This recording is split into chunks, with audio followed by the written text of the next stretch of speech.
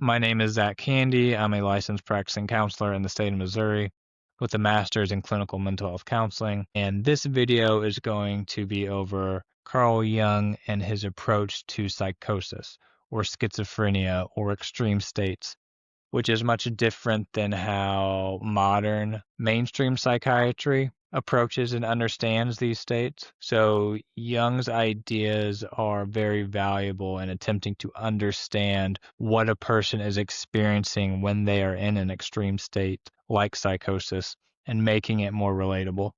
So the first half of this presentation is going to be focused more on exploring Jung's main ideas and views when it comes to the psyche in general, his model of the psyche, some of its core components, how it functions, some of its main processes. And then the second half is going to be dedicated towards exploring psychosis more in depth and getting into some examples and some treatment modalities and approaches using a Jungian view, and then exploring a couple studies at the end that may support Jung's ideas about what is going on during psychosis. So just a brief background. Carl Jung was a Swiss psychodynamic psychiatrist. Psychodynamic essentially meaning working with the unconscious, accounting for the presence or dynamic of the unconscious in the mind or the psyche. He developed analytical psychology. He came up with the idea of the collective unconscious, as well as the archetypes, which is a pretty well-known concept today.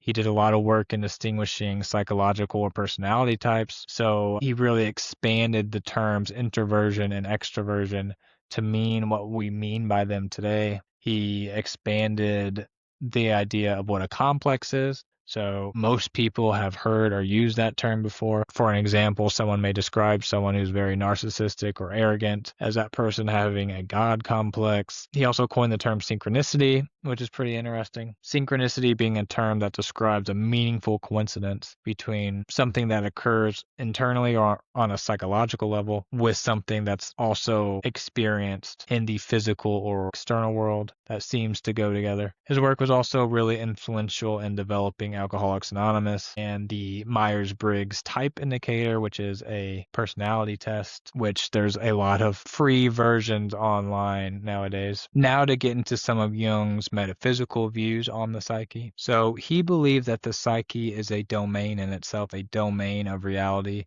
a domain of experience, just as the physical world is a domain of reality or a domain of experience. So there's a psychic reality, which is just as real as physical reality or physical matter because it produces real effects. It produces effects that are just as real as physical reality does. So what's happening in our psyche on a psychological level from moment to moment is influencing our experience of reality just as much as what is going on in the physical world or our physical environment. So to Jung, the psyche is a field or a realm which is not totally reducible to brain activity. So if anything, the brain is sort of like an interface between the psyche and the physical world, a tool of some sort. And so it does not give rise or create the psyche. It facilitates an experience of the psyche. To Jung, you couldn't understand mental illness or any sort of psychological reality simply by focusing on brain activity or brain chemistry. To him, trying to understand mental illness this way was like trying to understand a great painting simply by knowing the chemical makeup of the paint. So to Jung, there was also a multiplicity of the psyche. So essentially what that means is the psyche is a system made of many distinct parts that interact. So the mind isn't a singular, unified entity. There are different parts interacting, like sub-personalities that have different values, roles, desires. If you're familiar with IFS or internal family systems theory, then you're familiar with this. The psyche is also self-regulating, meaning it is an intelligent system with an aim of balance, growth, and development of the personality.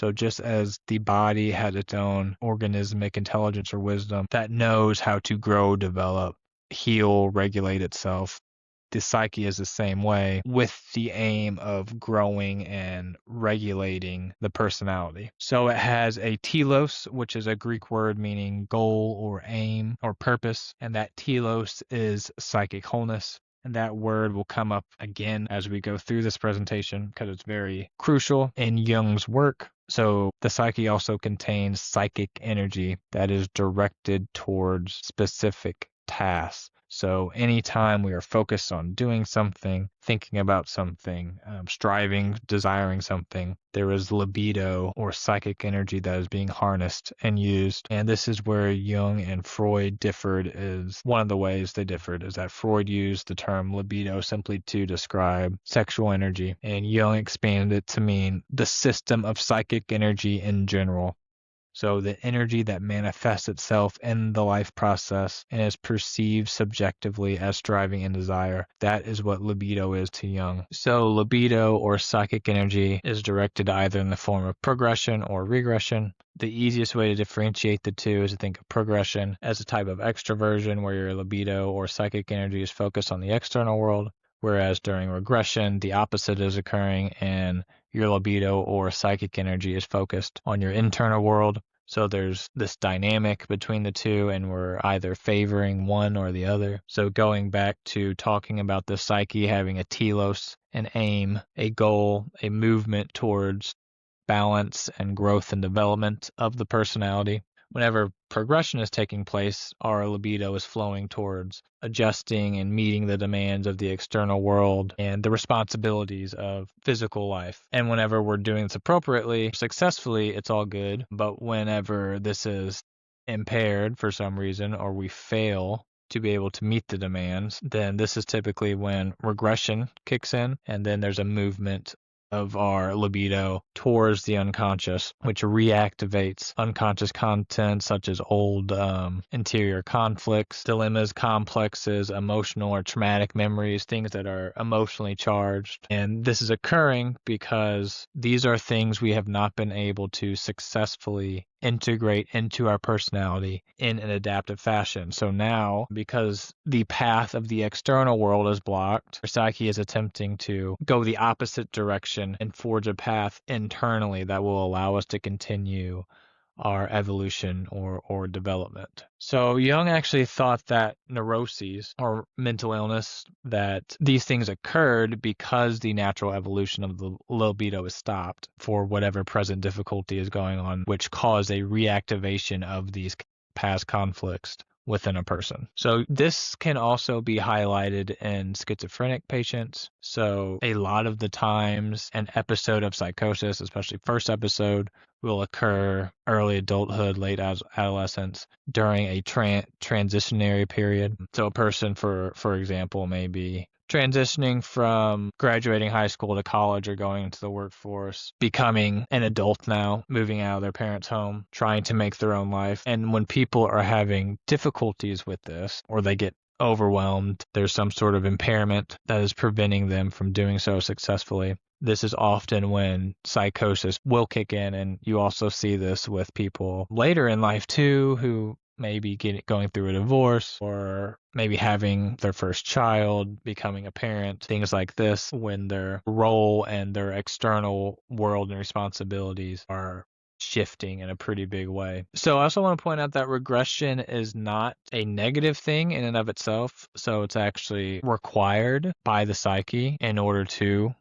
develop and grow the personality. So Jung would actually stimulate regression with people during sessions through things like dream analysis, active imagination, painting or drawing of unconscious fantasies to enable them to regress and start a journey through the unconscious. So he wanted these things to be brought up from the unconscious to their conscious awareness so they could begin to sift through them, work through them, and assimilate these things into their personality, gain some sort of insight or direction as to where their psyche was asking them to move.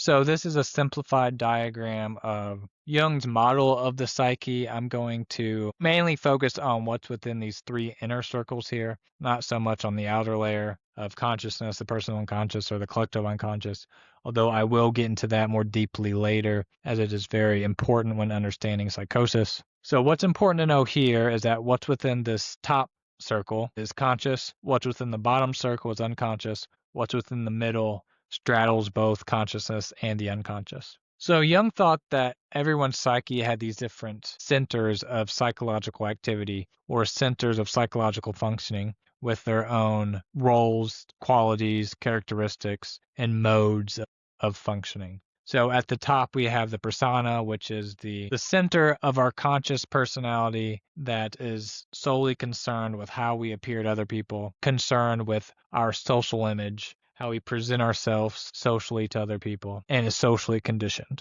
Then we have the ego, which is the center of our subjective experience. It is the center of our conscious awareness. It is who we think we are, our personal self-image. It is the center of our experience of being an autonomous, thinking individual who is acting independently in the world. Then at the bottom, we have the shadow. So the shadow is essentially a repository of all the qualities of ourself that either we are not aware of, we are not conscious of, or we are ashamed of, or we reject because they don't fit into our self-image. So the shadow carries the qualities of ourselves that we have repressed to the unconscious. And then we have the anima and animus. So Jung essentially thought that everyone either had a predominantly masculine or feminine personality. And so whether you're dominated by the masculine or feminine, consciously, there is a countering force in the unconscious that embodies either the feminine spirit or the masculine spirit. So everyone has masculine and feminine qualities, but our conscious identity is dominated by either one or the other. And there's a corresponding center or archetypal force in the unconscious that embodies or holds those feminine or masculine qualities that we do not embody in our conscious personality. The anima and animus is also our ideal image of the masculine or feminine. So it's what we seek to connect with in our romantic partners. These images are also built up from our early experiences with our parents as well. And then in the center, we have our self or the self, the archetypal self, as Jung called it. So this is the center of our personality. This is the conducting force behind the development of our personality. It is all that is conscious and unconscious within us. So it is our true personality, our true identity, our true self, because it is all that we are. So all of these different centers are important to know and work with in Jungian therapy because they all hold different keys to unlocking and knowing different parts of ourselves and furthering the development of or evolution of our personality. And what is key to that is the self, the center, because that is what synthesizes and is able to synthesize all the different qualities that we have into a coherent personality. So I'm going to talk a little bit more about what Jung meant by the self, what it is, because it's very important in his work. So as I was saying in the previous slide, the self is the totality of our personality. That's what he called the totality of who we are, the self. And it's not only that which we are conscious of or our conscious personality, but it is the entirety of what is conscious and unconscious within us, because most of who we are, of what we are, is actually unconscious. So the self sits at the seat of both. It encompasses everything. So unlike the ego, which is just our conscious awareness or identity and our self-image, that which we think we are, the self is actually our true identity, our true authenticity, who we really are. So the self is the center and conductor of our psyche. It is the central force driving our development. It is that aiming to guide our personalities to a wholeness. It unifies the opposites within us. It possesses all of our potentiality. So all that we can become and all that we are. So it's very similar to the soul, meaning that this undistorted wholeness within us that is our true identity and that we are trying to get back to or identify with. So it is both a guide and a goal at the same time. So it is a guide, meaning that it is the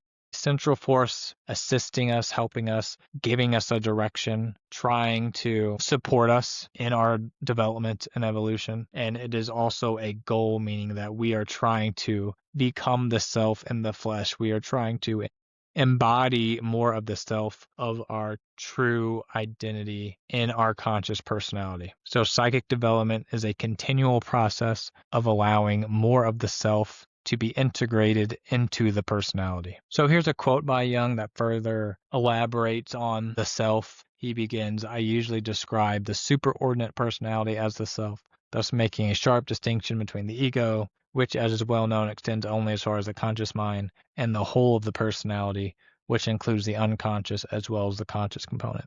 The ego is related to the self as part to whole. To that extent, the self is superordinate. Moreover, the self is felt empirically, not as subject, but as object."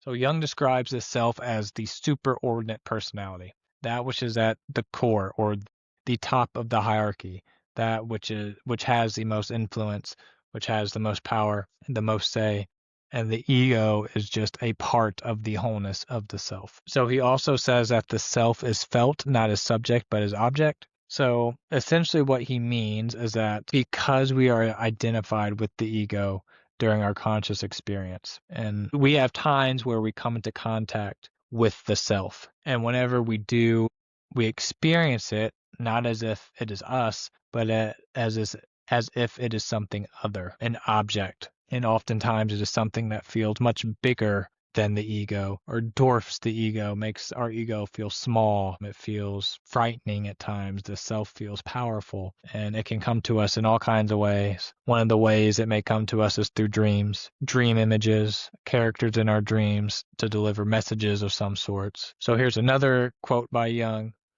Says the superordinate personality is the total man, i.e., man as he really is, not as he appears to himself. To this wholeness, the unconscious psyche also belongs, which has its requirements and needs, just as consciousness has. So I wanted to expand a little bit on Jung saying that the self is experienced as an other or an object. And he described the self as having a numinous quality or numinosity. And he described all of the archetypes in general as having this quality to them, the potential to be experienced as numinous. And numinous denotes something having a religious or divine quality to them. So a numinous experience has good qualities such as awe, excitement, bliss, exaltation, fascination, attraction, allure, and bad feelings such as being overwhelmed, fear, trembling, humility, urgency, bewilderment, horror, weirdness. So the archetypes in general have the capacity to produce these experiences in an individual whenever they come into contact with them. So the numinous character of the archetypes can produce a state of willless surrender in a person where the ego shrinks after coming into contact with a greater force that is experienced as having a type of spiritual power and influence that the person feels obligated to obey. So I'm going to read this quote by Ellenberger from his book, The Discovery of the Unconscious, where he talks about the experience of the numinous, and he says, "It is a feeling of awe and shuddering before an unapproachable being that is a living energy and totally other. The numinous is simultaneously experienced as something that attracts and fills with blissful exaltation. The numinous is also felt as a confrontation with an unsurpassable value to which absolute respect and obedience are due out of a feeling of an inner obligation." So numinous experiences grip and stir the mind. And while numinous experiences are a part of psychotic states, they are also present in well-adjusted people and can have a healing effect. During times of life crisis, when there are difficult decisions to make, and periods or stages of psychic development. These experiences may bring information, insight, and direction to a person. So it is an inherent quality and function of our psyche to experience the numinous, to have these experiences. And everyone has them at some time in their life. The unexplainable grip of an idea or attitude or image that compels us to act in one way or another. We all inherit the archetypal realm of the psyche. We all have the potential to experience this realm. And just because we have experiences that alter our awareness, our perceptions, and have numinous qualities does not mean that they are psychotic. So here are some quotes by Lionel Corbett talking about Jung and the self. Corbett was a Jungian analyst and a psychiatrist, and he recently passed away. Talking about Jung, he says, he believed that the self acts as a guiding spirit, a spiritus rector, or a central manager in the personality. That is, there is an invisible presence that arranges the different aspects of the personality, as if in the form of a drama in which each part plays a role. And he continues, Jung believes that the self is the archetypal basis of the ego, meaning that the self provides a set of potential for the development of the personality. It follows that if the self is truly an imago Dei, an image of the divine, then the empirical personality is spiritually determined. One's life story is a spiritual biography, and work on one's own psychology is a spiritual practice. The potential to develop complexes or psychopathology must also be given by the self as part of this telos or destiny, so there is a spiritual basis to our suffering. So what Corbett is explaining is that there is a method to the madness of our experience. Through Jung's framework, if the self is the one that is guiding our development, then there is nothing that we experience that is not meant to be a catalyst of some sort to further our development. So that even psychopathology or doing inner work on our psychology is in essence a spiritual practice. So I've been talking about the role of the self in guiding the development of the personality. Jung had a term called individuation, which was his concept of this process of self-realization. So he described individuation as the lifelong psychological process of differentiation of the self out of each individual's conscious and unconscious elements. So expanding one's understanding and awareness of oneself by embracing and integrating conscious and unconscious aspects into a unified personality. So you are widening or expanding the personality and what you identify with and who you are, becoming more whole because you are making your unconscious aspects conscious, which widens the experience of the self. So Jung thought that this was the main task of human development. It is the mastery of the outer world of man and the inner world, and that everyone has the potential to engage in this process, but not everyone does because, for one, it's not easy to do. It is difficult, and it requires conscious effort and participation with the unconscious. And not everyone has the capacity or the desire or the will to engage in this process. But Jung thought that this was what was required for self-realization and for becoming more of who you really are. So Jung believed that every individual has an internal blueprint that guides personality development, and this blueprint is given by the self. So as Jungian analyst Robert Johnson puts it, within the unconscious of each person is the primal pattern, the blueprint, if you will, according to which the conscious mind and the total functional personality are formed from birth through the slow years of psychological growth toward genuine inner maturity. This pattern, this invisible latticework of energy, contains all the traits, all the strengths, the faults, the basic structure, and parts that will make up a total psychological being. So from birth, we have this blueprint in our unconscious within the self that is meant to be a map guiding us towards the unraveling of our authentic self. So it contains all of the traits and characteristics that we have or that we can embody. And the process of individuation is the actualizing of this blueprint, the unfolding of the blueprint, and becoming more of who we are meant to be. So the process of individuation can be summed up with the phrase, be what thou art, or becoming who one really is. So here's another quote by Robert Johnson. Individuation is the term Jung used to refer to the lifelong process of becoming the complete human beings we were born to be. Individuation is our waking up to our total selves, allowing our conscious personality to develop until they include all the basic elements that are inherent in each of us at the pre-conscious level. This is the actualizing of the blueprint. And here's a quote by Lionel Corbett. Individuation, or the full development of the personality, is a process by which the transpersonal self incarnates within the personal self. The self acts as a blueprint for the developing personality. That is, the self is the archetypal basis of the empirical personality, and it continuously embodies itself over the course of one's life by becoming more and more conscious. So in this quote, the personal self, when he mentions the personal self, he's talking about our egoic or conscious identity, and the transpersonal self is that which is beyond that, and that is what incarnates over our lifespan within our empirical personality or our personal self. That is what we are attempting to become more like. Jung also said that individuation is to divest the self from false wrappings.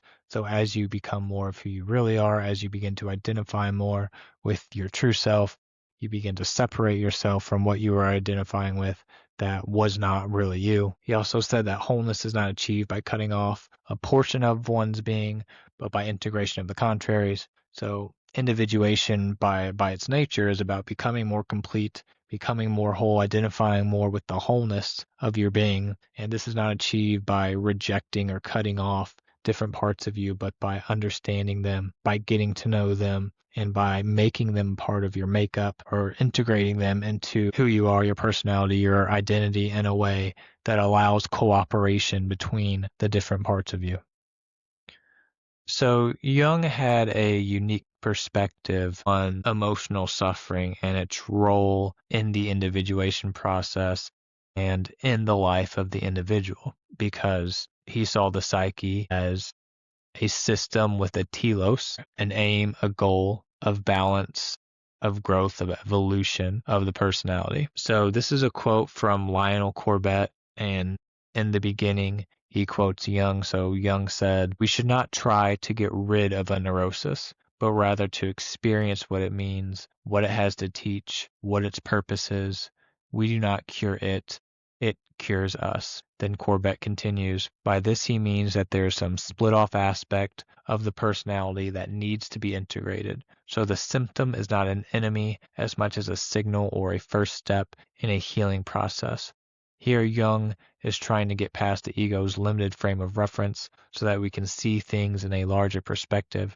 He believes that symptoms such as anxiety or depression are messages from the transpersonal self or from the unconscious that something needs attention. If we take this view, we can trust our suffering, but otherwise our symptoms are nothing more than something to get rid of. So this is a much different approach than conventional modern psychiatry, which would see symptoms as something that simply need to be suppressed or removed, where Jung takes the approach that the symptoms are an invitation into a healing process. So we must dialogue with them, ask them what they're trying to teach us, what the message is, reflect on why they are there, why is the psyche sending us these symptoms.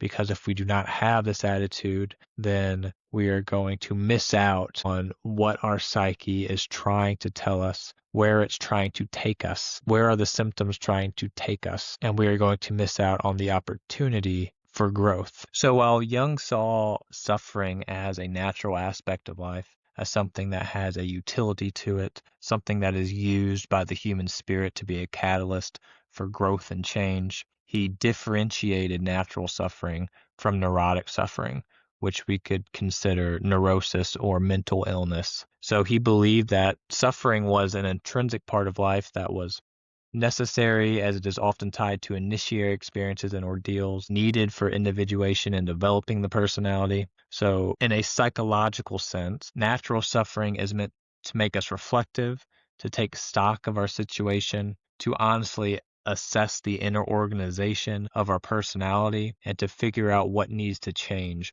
what steps we need to take to support our inner self. It is a motivating force for evolution, whereas neurotic suffering, on the other hand, is a result of trying to avoid natural suffering. So it's the suffering that occurs whenever we turn away, ignore, try to numb ourselves, and refuse to confront whatever dilemma is in front of us, whatever responsibilities that life is demanding of us. So it is a refusal to begin the crucial yet difficult process to take a necessary developmental step, which keeps us in stagnation and greatly increases and compounds the suffering that we deal with. So in the words of Jung, a starting point when confronting neurotic suffering is often to ask, what is the task which the patient does not want to fulfill? What difficulty is he trying to avoid? So this can provide insight into what is the core of the neurosis that is causing the intensity of the suffering or causing the symptoms to manifest in the way that they are manifesting. And Corbett follows up on this by saying that is, we suffer when we cannot deal with an important life task or take a necessary developmental step. So this inability or refusal to take a step towards growth, to shy away from what your inner self is asking of you, to avoid the responsibilities demanded of you by life, this is the core of neurotic mental suffering. So, in Jung's model of the psyche, there are three distinct layers. If we're looking at this image of the iceberg submerged in water, the top layer outside of the water, this is consciousness, our conscious identity, the conscious experience of ourselves, moment to moment in the world, our ego, who we think we are. And then underneath this, the rest of the iceberg, underneath the water, this would represent our personal unconscious. So this is the unconscious that is formed from material from our personal experiences. So this is where we store memories, knowledge, things that we have repressed, such as traumas and things that are emotionally troubling, that we don't want or that we fight to keep out of our awareness. Also complexes, and I'll talk more about what a complex is in the next slide. But this is the level of the psyche that Freud focused on and where he stopped. And then the move that Jung made was to say there is an even deeper layer of the psyche that he called the collective unconscious. And this would be represented by the water that the iceberg is submerged in. So this is a universal layer that's inherited by all of humanity. It's not formed from personal experience like the personal unconscious. This is the bedrock or foundational layer of the psyche. It is what gives us our experience of being human. The central idea is that our psyche has preconditioned states or ways of experiencing oneself in the world that are ingrained in our psychological makeup. And Jung also called this layer the objective psyche. This layer is made up of the archetypes, which are the psychic organs of our psyche. I'll get into the archetypes in more depth later, but in essence, archetypes are systems of energy in our psyche that shape our psychological experience. They are essentially themes of psychic life we have inherited from a primordial human psyche common to all within the species. These archetypal themes of perception and experience are rooted deep in the bottom layer of the psyche, the collective unconscious, and are activated when a situation triggers them. They commonly manifest in symbols, images, fantasies, motifs, attitudes of perception, and automatic modes of behavior. And this is how we know them, because they have a ubiquitous presence. So there's a polar opposition between how the conscious mind operates and this deeper unconscious mind and how it operates. While the conscious mind speaks a language of logic, reason, rationality, the objective psyche communicates in metaphors, symbols, and emotional experience. To the rational psyche, the activity of the objective psyche is chaotic, irrational, and meaningless, but there is an order and meaning to this world that simply can't be known in its entirety because it doesn't operate within the laws of logical consciousness. But we can know it in part. And to Jung, the goal of healthy development is to develop a dialogue and harmony between these two worlds. This is how individuation and synthesis of the personality occurs so that we can know, embrace, and become more of who we are. And I will get more into the collective unconscious and the archetypes a little bit later. Okay, now I'm going to talk about what a complex is, because complexes are very important in Jung's work. It's also very important in Psychosis, which I'll get into later on throughout the presentation. That will become more clear. So complexes are feelings, thoughts, beliefs, memories, and attitudes that cluster around a main theme or topic. So in the middle of the complex, there is a specific subject or a theme, and then constellated around this are feelings and thoughts and attitudes and memories and beliefs that are associated with that subject or theme. So if we look at this image at the bottom, this is a good enough depiction of what a complex is. You can see that in the middle of the complex, there is a core emotional experience. So, or it can be multiple experiences. And around this experience or experiences, there are memories that are linked to it, there are images linked to it, there are beliefs linked to it, and there are emotions linked to it. And so this forms its own little system in the psyche. This becomes a little entity within the psyche, and it is autonomous. It does its own thing.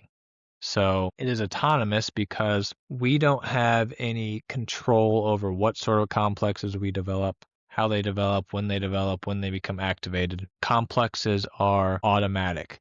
They are automatic reactions to some emotionally charged content that is linked to past experiences. They are also a fabric of ideas that are affectively toned, or they are ideas weaved together that have some sort of emotional theme underlying them. So complexes are often formed from early experiences, and typically when we're talking about complexes, we're talking about negative complexes, although you can have positive complexes. So what you have is an initial experience that is emotionally charged and presumably something that was uncomfortable and that you didn't like. And then this forms the complex and the thoughts and beliefs that are linked to the complex. And then once this is formed, whenever you experience situations that touch that complex or trigger a memory that activates this complex, you begin to feel similarly as you did to the experience that initially formed the complex. So even if the experience or situation that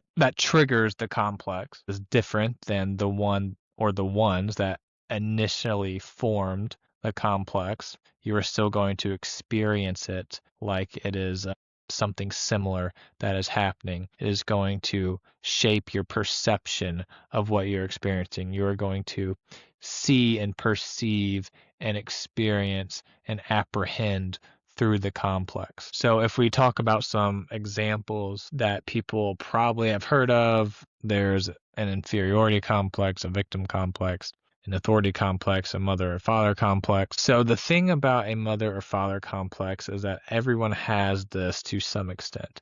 Even if your parents were not in your lives, there are people that are figures that are in a mother or father position in a symbolic form, even if this is just like a teacher or a coach or something like that, because these are archetypal themes, mother and father, and all complexes form around an archetypal core. And I'll talk about archetypes in the next few slides, so this will probably become more clear. But if we were to make this idea of a complex more clear, so if we take someone with an inferiority complex, so let's say that this inferiority complex formed from, let's say, second grade, early on during childhood, and that the core experience happened in gym class when a child, let's say it was a boy, was picked last for dodgeball or some sort of game they were playing.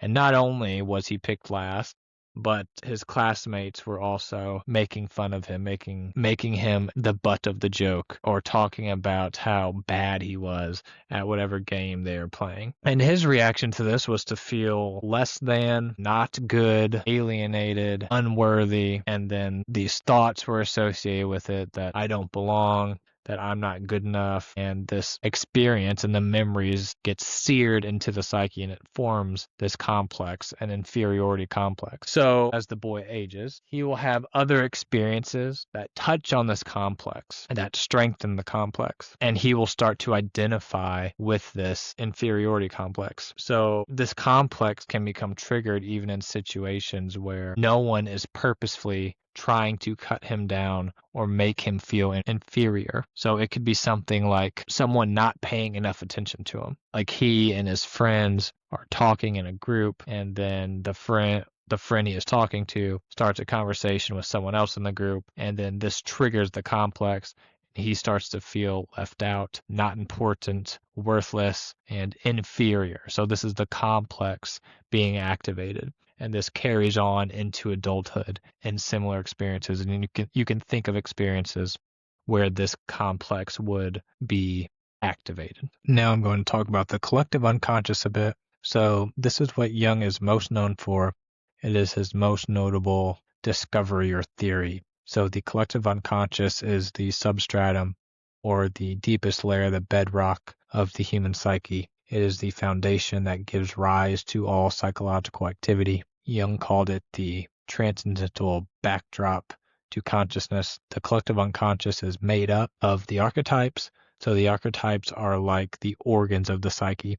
They are systems of energy that shape and form patterns to our perception that are unique to humans. So the archetypes are what form patterns of perception that give our psychology a specifically human shape. So Jung also called the collective unconscious the autonomous or objective psyche, and this is because it is not formed from personal experience. The collective unconscious is transpersonal and universal and inherited by the human race. And it is autonomous because it has its own will. It produces its own content. We do not have any sort of control or say over what comes from it. It also has its own specific language, which is symbolic and imaginative. It speaks in images and metaphors and emotions.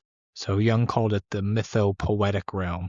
And he thought this layer of the psyche was the source of all mythological figures and motifs that you could find across different cultures. He also thought that the collective unconscious was the source of religious and mystical experiences. It's the source of dreams, which is why dreams are not rational or logical. So it's also the layer that people immersed in psychosis are engaged with, which is why the people around them cannot understand what they're saying or what they're experiencing, what they're going through, because the level of the psyche that they are immersed in is symbolic and is speaking metaphorically, which the conscious, logical, rational mind sees as foreign or doesn't know what to do with at times besides just to disregard it. So the collective unconscious is an inner source of human experience, meaning it produces its own content. It does not have to bring in anything from the outside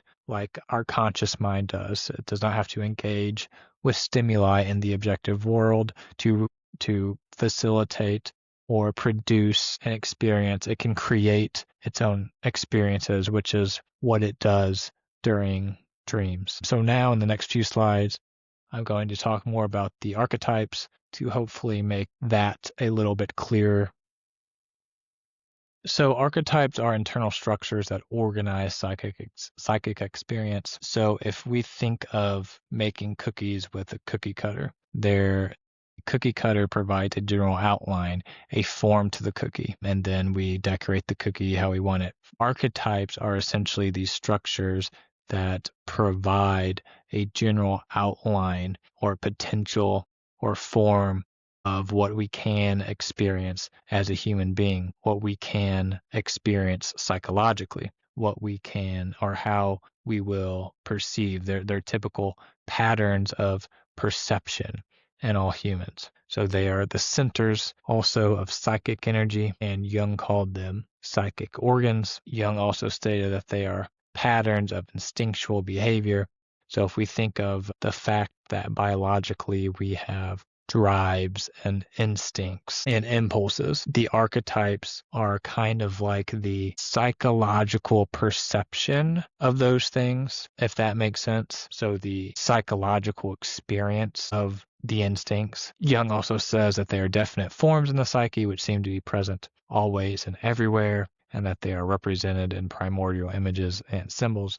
So Jung got his idea of the collective unconscious by studying mythology and religion and literature and seeing all these different motifs and symbols and figures and images that seem to pop up across different cultures around the world, that Jung's conclusion was, well, this must be coming from a shared source in the psyche. And then Jung also further developed his idea through his own personal experiences, which I'll get into that a little bit later. Here's another quote by Jung.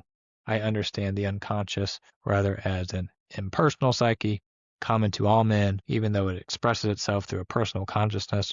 When anyone breathes, his breathing is not a phenomenon to be interpreted personally. The mythological images belong to the structure of the unconscious and are an impersonal possession. In fact, the great majority of men are far more possessed by them than possessing them. So if we think about someone experiencing psychosis, there are a lot of archetypal themes and images that appear during psychosis. So devils and demons and angels and gods and goddesses and persecutors and protectors and saviors, on and on and on. There is an archetypal core to the images that are the experiences that are coming up to people in psychosis, because they are coming from the collective unconscious, this deep layer of the psyche. So it's very helpful to understand when someone is in psychosis that this is the material that they are engaged with, even though it is colored by their own personal experience. Their images that are coming from the structure of the psyche. They're not just random. They have meaning and they have relevance to the person. So here's a quote by Jung. Just as his instincts compel man to a specifically human mode of existence, so the archetypes force his ways of perception and apprehension into specifically human patterns. The instincts and the archetypes together form the collective unconscious. So the collective unconscious is essentially a repository or a source of our human nature. So just as we have instincts and patterns of behavior that make us human, we also have ways of perceiving and apprehending our experiences in a psychological manner that are unique to being human. And this is the role of the archetypes, to filter, to make sense of our experiences in a way that is unique to our human psyche. So here's another quote by Jung.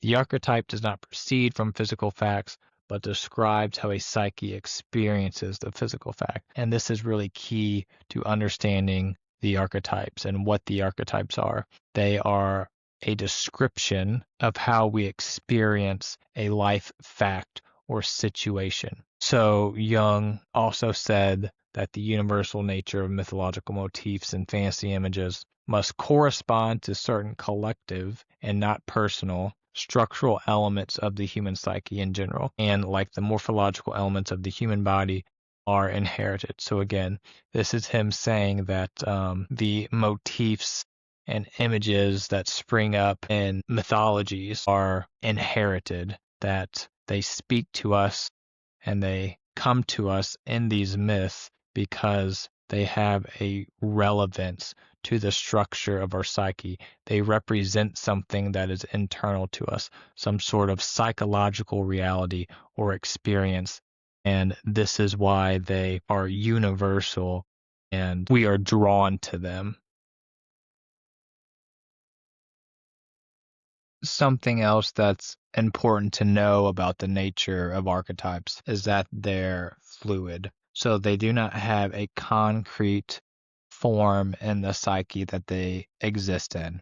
They are better understood as systems of energy, psychic energy, that have a potential existence. So the archetypes are what allow for the potential existence of an experience or relationship to something. So you can never fully know an archetype in its entirety because it only has a potential existence.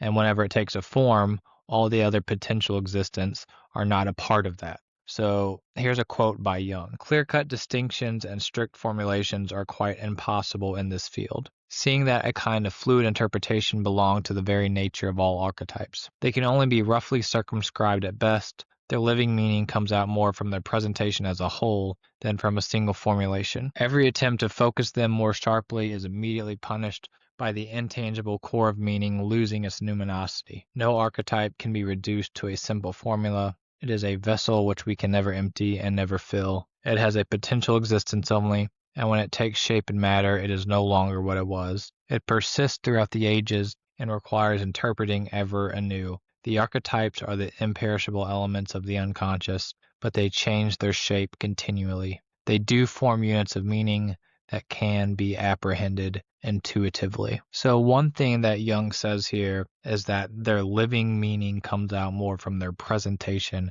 as a whole than from a single formulation. So you know an archetype by the fact that no matter how many forms or images or symbols that it is expressed in, there is a central core to it that has a meaning that you intuitively know as that thing. So for instance, let's take the mother archetype. So the archetype of the mother exists as a potential. The archetype is all of the potential experiences or realities that a mother can have and all of the potential relationships with a mother that we can have.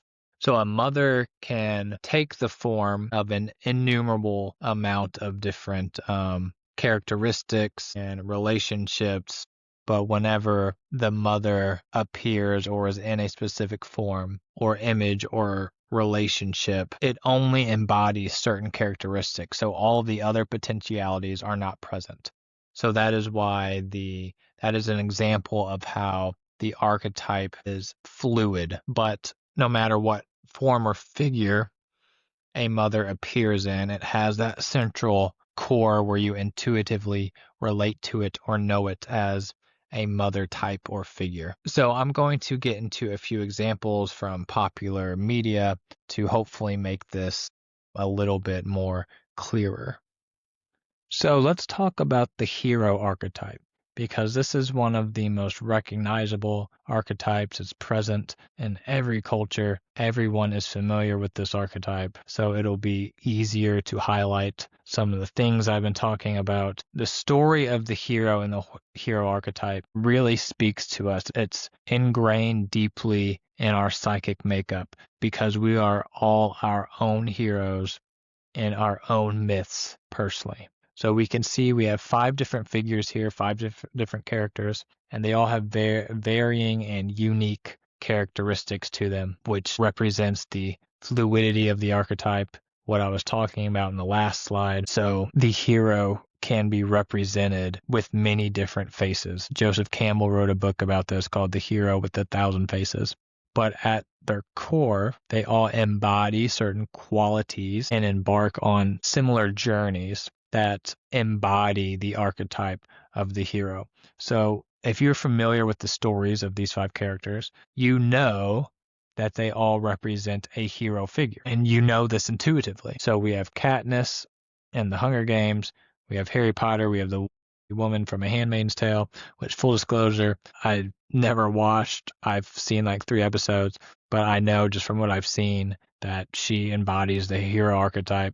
It's pretty obvious. And this is the thing about archetypes. Once you recognize them, you can assume that they embody certain qualities because it's universal. And then we have Simba and the Lion King, and then we have Neo in the Matrix. So there are certain things that all of these characters embody or have in common or share amongst their stories. So one of the first things when recognizing the story of a hero is that there is a separation from what they know, their home, the people around them, because there is a call to adventure.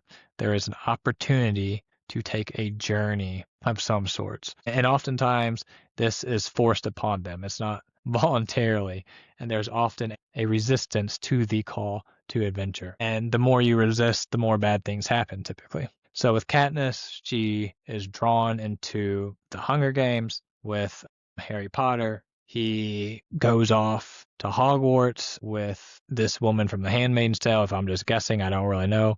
I would say at some point an opportunity presented itself, which she took, where she began to rebel against the established order, against the tyranny. If you've seen that show, maybe you know when exactly this point was, whenever she was called to this adventure or journey. Then with Simba, there was his father dying, and then with Neo, there was the communication from Morpheus and the people outside the Matrix who were trying to wake him up, and then Morpheus gave him the choice of taking the red or blue pill. And then with Simba too, one point, there was the call to go back home, which you could also say this was another call to adventure, because he knew he would have to face or take on his uncle. So that's one aspect of the hero's journey. And then at some point there are trials and obstacles that they must face. There may be some sort of tyrant they have to overthrow for the good of the community, and this transforms the hero. So the hero, once they complete their tasks, which they are not doing solely for themselves either. This is another key characteristic of the hero, is that what they're doing is for the greater good. And once they are transformed and they overcome the obstacles that they had to face, there is some sort of treasure that's gained. There is insight or wisdom or knowledge or a healing of some sort, something that they are able to bring back to their community or to their society and disperse amongst them. So all these characters did something great for their societies. They gained something from the trials and were able to disperse amongst their community some sort of treasure or insight or wisdom or freedom. So another archetype that you will find associated with the hero's journey is the wise old man archetype. So this is a figure that is there to provide assistance and support and guidance to the hero, to help the hero gain some sort of knowledge or wisdom or direction or skill set that is going to help them overcome the obstacles and difficulties along their path. So going off the movies from the last slide, we have Haymitch, who assists Katniss in getting prepared for the Hunger Games.